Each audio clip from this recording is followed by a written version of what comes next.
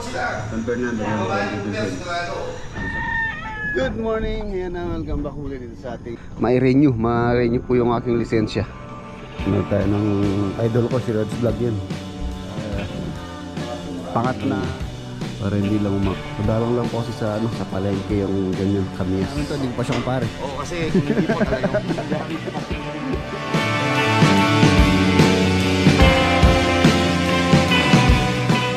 kung susumahin, mas malaki pa yung kwarto na natin ngayong araw, yung ating sasakyan. Pumasok po ako ng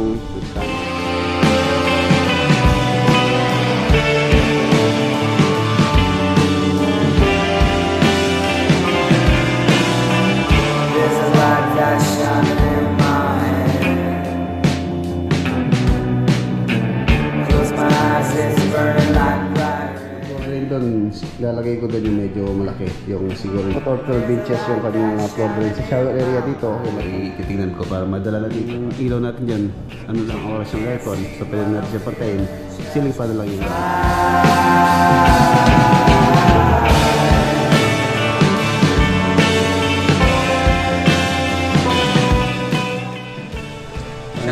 paring pinong 12 pieces.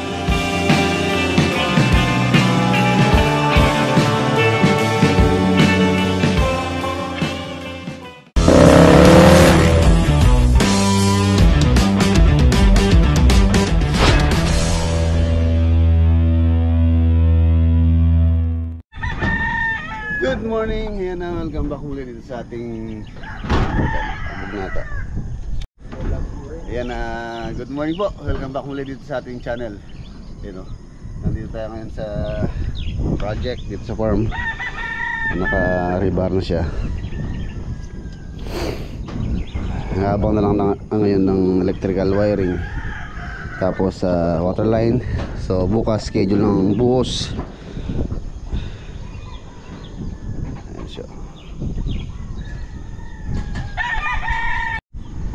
Ayan na, bukas ang schedule po nito, buhos. So ngayon kasi meron tayong lakad, tapos alanganin din naman buhusan ngayon dahil wala pa siyang abang. Wala pa siyang abang ng mga electrical. Tapos yung water line. So bukas ano to, saktong sakto to, maginhawa. Magtatanim din po sila rito. Ayun o, pinatubigan nila to, malamang iyan nila to, iroroto nila. Ayun o, meron silang hose dito na galing doon. So magpapatubig sila dito or roroto yata sila. Ganda nga, ganda tanaman nila to. May lakad po tayo ngayon, pupunta ako ng San Fernando. Dadalhin natin si Proporex sa Nissan. Yan, natin siya pa PPMS, first PMS ni Proporex. 10,000 kilometers odometer niya. Tapos kung may oras pa tayo, baka tingnan natin kung ma-renew po yung aking lisensya, para hindi siya abutan ng expiration, dahil malapit na po yung ating kaarawan. So kailangan nang mag-renew ng driver license. Tara. Yan, nabiling ko na rin kay Alvin yung mga gagawin dito na ilalagay kung saan iaabang yung mga lights tsaka CO, saksakan syempre. Yan, update tayo dito sa mga kitchen cabinet. Tapos na po ito, for delivery na lang to, kaya lang hindi pumasok si Mang Sani tsaka si Daing. Yan, for install lang dun to. Yan, continuous handle.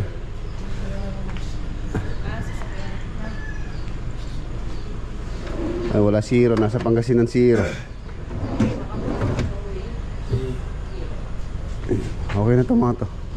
Pilang laro yung taga pare? Plywood, ilan ang plywood? 13. Bali 14 no. 14 yung natira. 50 to eh. Bali na gamit. Ito lang ito, may gamit. Hindi, lahat. 50 to eh. 3. 30. 14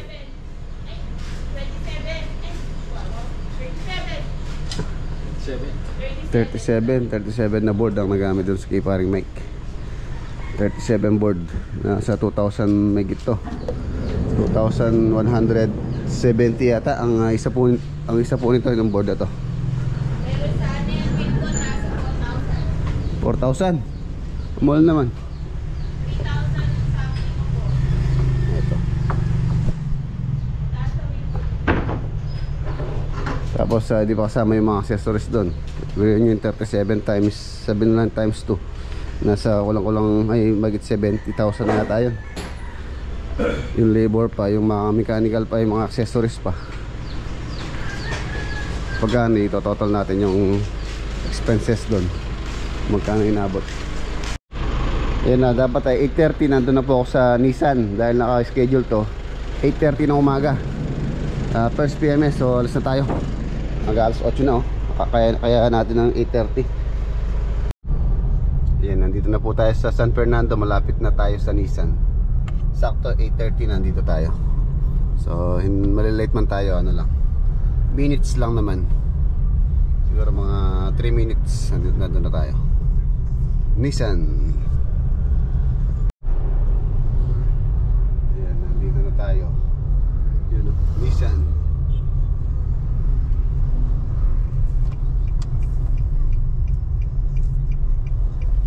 Dito na tayo pumasok sa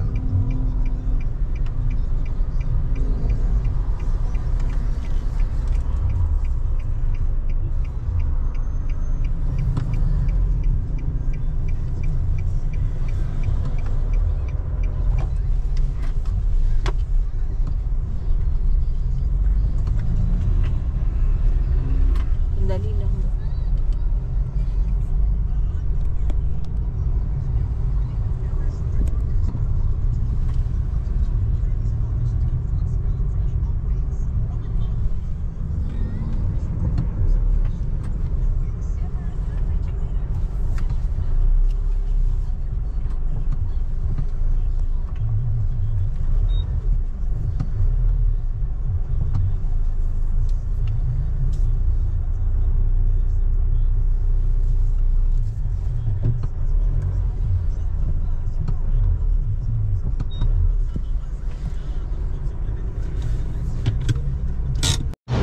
you know, schedule na ng PMS natin. Parang kailan lang nung kinuha natin si Pro4X. Ngayon schedule na ng ano, PMS. Tignan natin yung mga bagong, wow, ganda nito, Navara.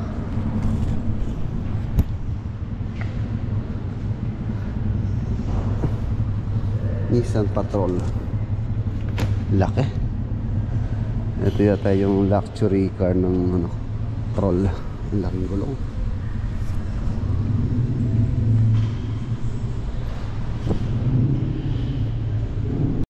Yan, meron tayong ano, driver. Ayan na, punta po tayo sa bahay ni Paring Ronald. Pogi may sakya, kaninis na oh. Pogi yung driver, pogi yung sakyan. Saan po mga madam at sir? Kala naglilinis na kuya. Hindi ko sayang yung pagod. Sasabay po tayo kay Paring Ronald kumuha ng lisensya. Mag-renew pala, renew. Malapit na rin birthday niya. Oo nga no, ilang months na. Ikaw malapit na yung birthday mo kaya magre-renew ka. Oo, okay, pre. Kaya po yung baka naman joke lang.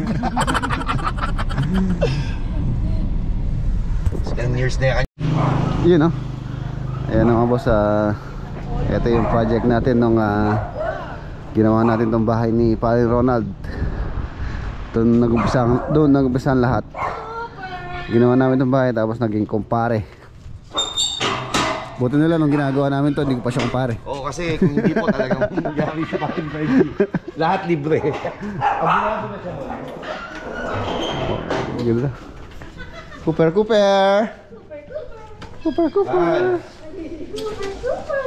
Balikan mo muna sige. Cooper. Main check yan na po yan. Kay, anti-rabies ang po.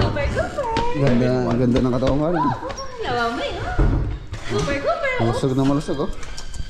Ang likod niya, no? Dapat din ka nung magkayo. You juice.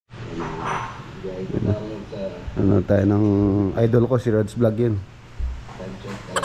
Idol mo yan. Ay, idol ko yan. Lagi kong pinanonood yun eh. Idol mo pala yun.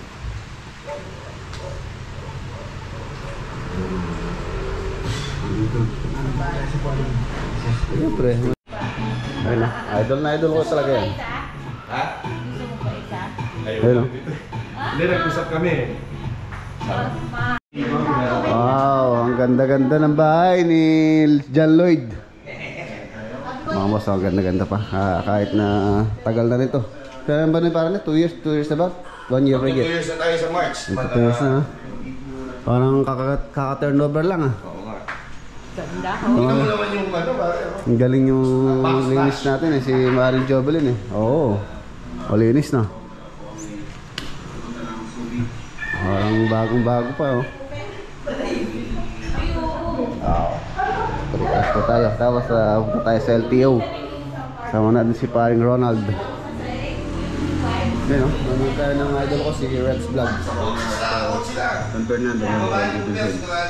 Dun sa mga project natin na kita yung Ayan, itong kamis na to, ito yung nag-upisa yung lahat. Naalala ko pa nung kasama ko pa si Poldong Sakalam nung nagpunta kami dito sa Kamias. Dati ba? Meron na yun, oh. Yung sa ilalim, hanggang ilalim dami, oh. Sarap to sa pangat na galonggong, hipon. Kaya hindi ko po siya pinapatay nun. Sabi ko kay parang Ronald, i-keep niya kahit tabasan mo lang niya para hindi lang umangat hanggang dun sa bumibubong. Kaya tulad po niya, no, na papakinabangan po nila. Ang dami bunga. Tapos saktong-sakto malapit dito sa kitchen. Kung pagsisigang ka ng hipon, so instant pitas ka na lang dyan. Tapos yung pangat na ano, na galonggong, sinigang sa kamis na galonggong, sarap, no. Madalang lang po kasi sa ano, sa palengke yung ganyan kamis. So, mag-out kung matutulog na kami. Linis, oh. Dati nung pinunta natin na bahay na to, yung pong nakasubaybay yung sa paggawa namin dito. Parang ano to, haunted house. Pintura na lang dito, gilid lang. Sa hindi masarap dahil Biyernes, munggo. Baka ganito rin yung ulam nila sa farm, munggo. Ayaw nga po. Balatong. Yan nga pala pinaluluto. Sarap. Anya ng pin. Balatong. Pwede bang i-pirate si Ate Jom? Bye-bye. Yan, let's go. Ito tayo sa LTO. LTO, you know. Dito na tayo sa LTO. City of San Fernando.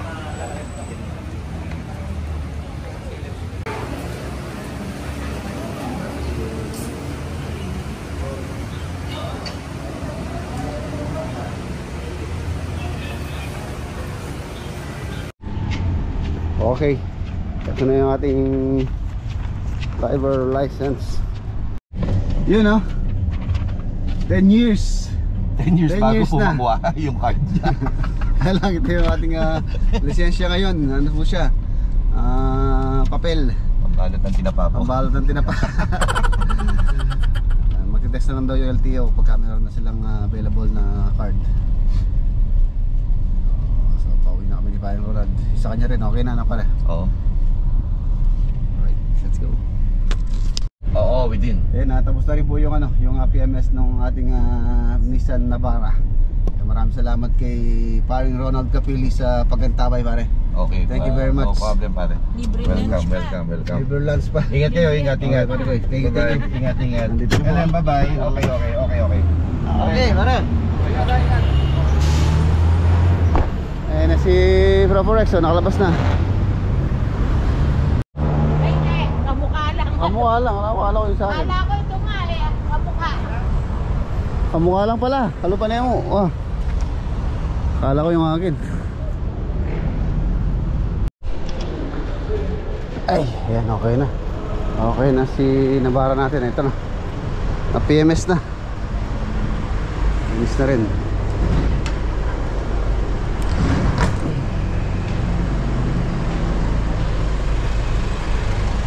Yun o.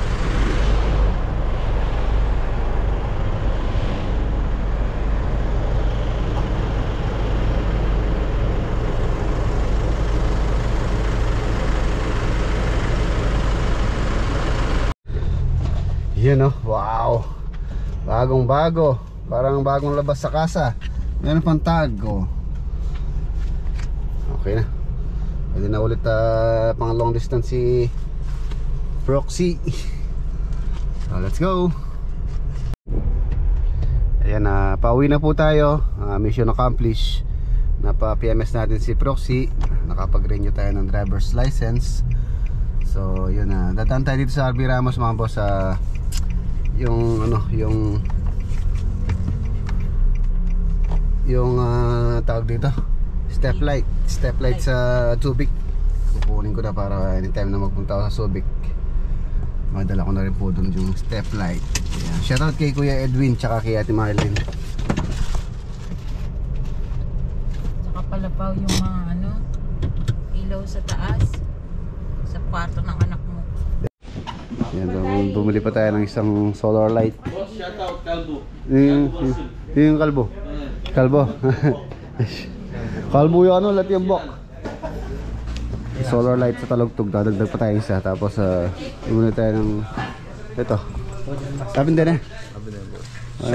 Parang pinong. Baka naman. 12 pieces no. 12 pieces. 12 pieces po ito. Step light. Ayan, ganito ito no, boss mama. Okay yun eh. Ayan o. Okay po dito ang step light. Ito, kinuha natin ito. Ayun, naghahanap kaya dito mga boss sa RB Ramos. Marami. Mura na. Quality pa.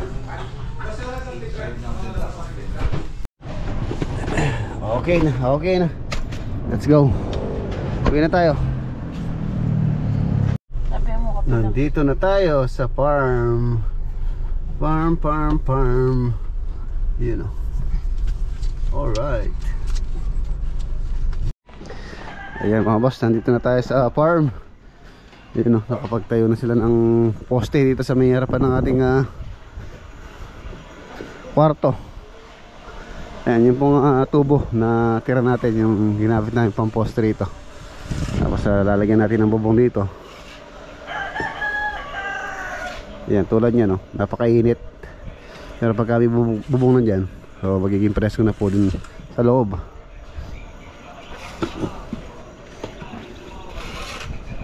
Lolo boy, ayos na, nagtatambakan po ito.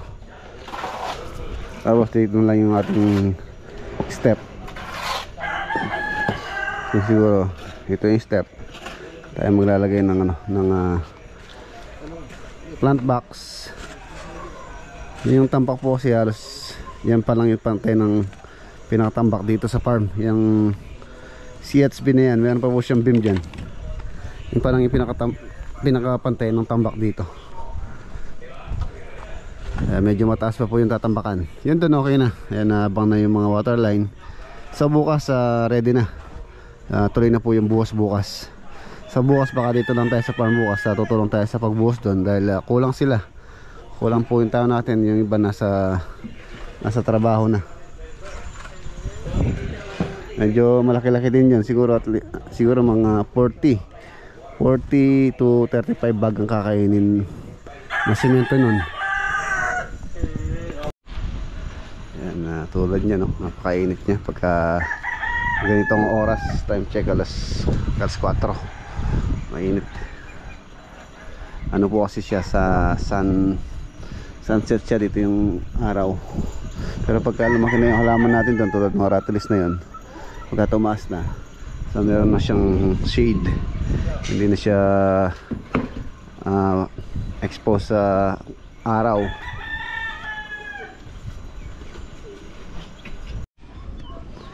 Ayan na, alas 5 na. Alas 5 na ng hapon. Ayan na yung ating terrace. 2 metro lang po yan simula dun sa wall nung pinaka kwarto. Tapos yung ating bubong dito at least mga 3 meters para medyo malapad. Pinaka bubong na pusli natin dyan, extension. Tapos yan pa lang po yung elevation or ano ng tambak. Hanggang ng tambak yung hollow blocks na yan. Yan po yung aking balak na taas ng tambak dito. Tapos tataas pa po ng ano yan, ng sa hollow blocks pa para doon sa kanyang flooring ng terrace. So mas mataas yung terrace dito sa tambak. Tapos dito naka-drop din siya. Naka-drop din tong kwarto dito sa terrace. Yan siya. Okay na to. Yung dito ginagawa na ni Paring Junior yung nilalagay natin cladding dito. Tapos tapos na rin yung tiles installation nitong CR. Ayan na siya. Yung kanyang flooring is kulay gray ang napili ni Mrs. Siya po yung nag-decide dyan kung anong tiles yung ilalagay niya. Ganyan naman tayo mga lalaki. Halos si Mrs. yung pinag-decide natin. Ayan yung tiles. Maganda naman yung kinalabasan. Tapos floor drain na lang. Yan yung floor drain doon, lalagay ko doon yung medyo malaki. Yung siguro yung mga 12 foot. Or 12 foot. 1 foot or 12 inches yung kanyang floor drain. Sa shower area dito, okay lang tong 4x4. Doon na 4x12 ang floor drain na ilalagay po natin. Yan, galing ako kanina sa RB Ramos, nakalimutan kong bumili. Nawala sa isip ko yung floor drain na ilalagay doon sa shower area. Tapos ayan nakabang na rin yung mga shower bulb, yung kanyang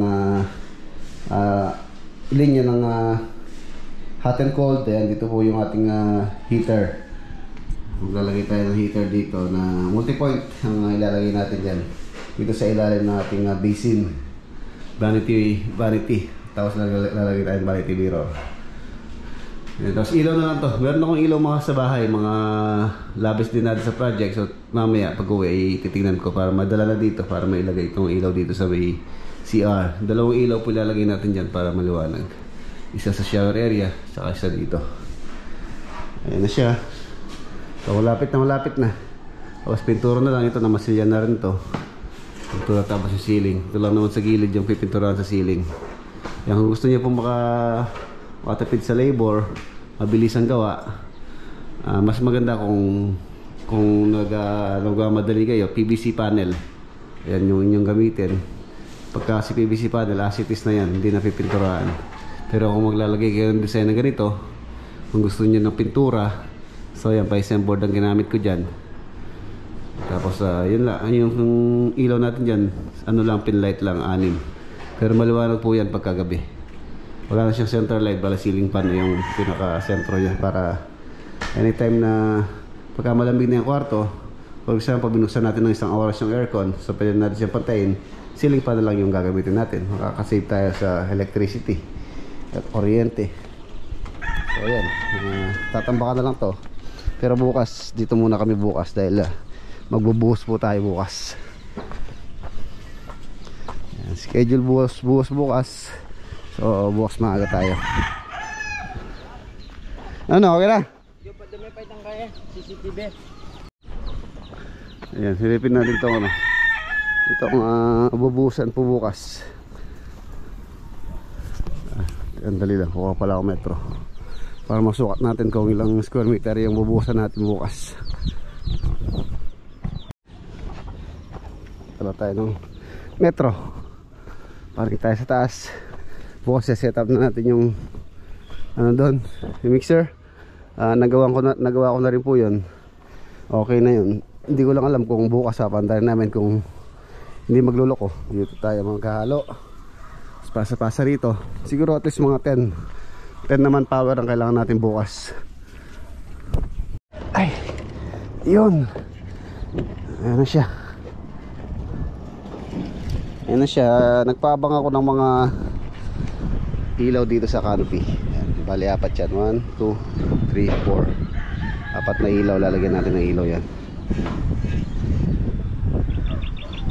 So ready na.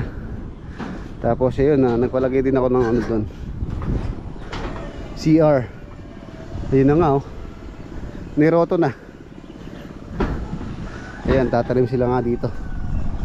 Ano po siya, oh. Tatanim sila dito sa likod natin. Maganda sana kung pati rito tamnan nila, sayang itong lupa.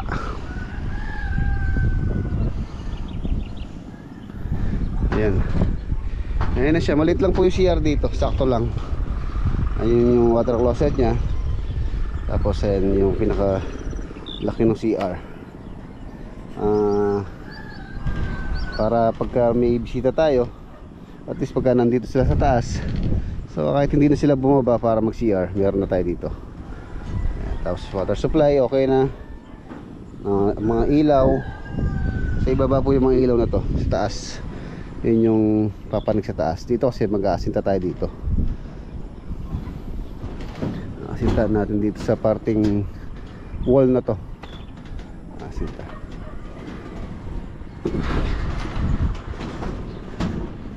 Okay na. Buhos na lang bukas.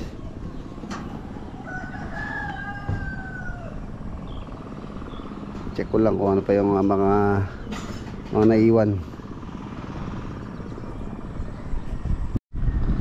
Ayan, nasukatan po natin kung ilang square meter to. Actual.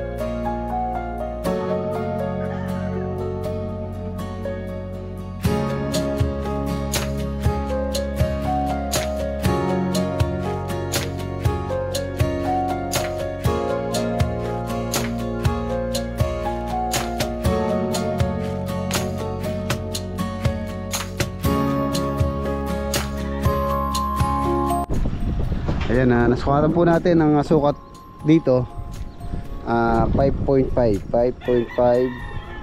tapos yung paganyan nya nasa 5.8, so halos nasa ano lang siya 31.9 square meter.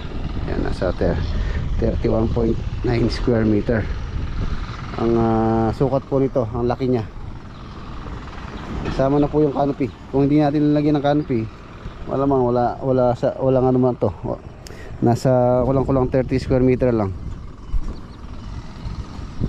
Ayan na siya. Kung susumahin, mas malaki pa yung kwarto sa sa Talugtog, yung ginawa natin doon. Yun doon nasa halos ganito pala. Hindi, nasa ano pala yun, nasa 6 by 636.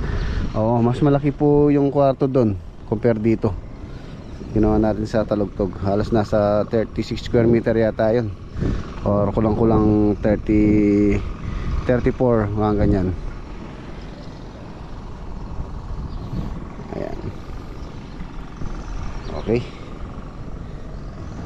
Ayan, mission accomplished. Nalalakad natin ngayong araw yung ating sasakyan na PMS. Ayan, first PMS niya, ang gastos ko pala doon mga boss, nasa 7,000 yung first PMS ng ating sasakyan. 7,000, may get kulang 8,000 na yata ang nagastos natin doon. Tapos sa license, ang pag-renew, umastos po ako ng 600 tapos 600 tapos 16, magkano yan, 600 tapos 2,200 ang nagastos ko sa renew ng license. Kaya maraming salamat muli kay Paring Ronald Capili sa pag-antabay, pagsama sa akin sa pag-renew ng lisensya dito sa may San Fernando, sa may Sakop.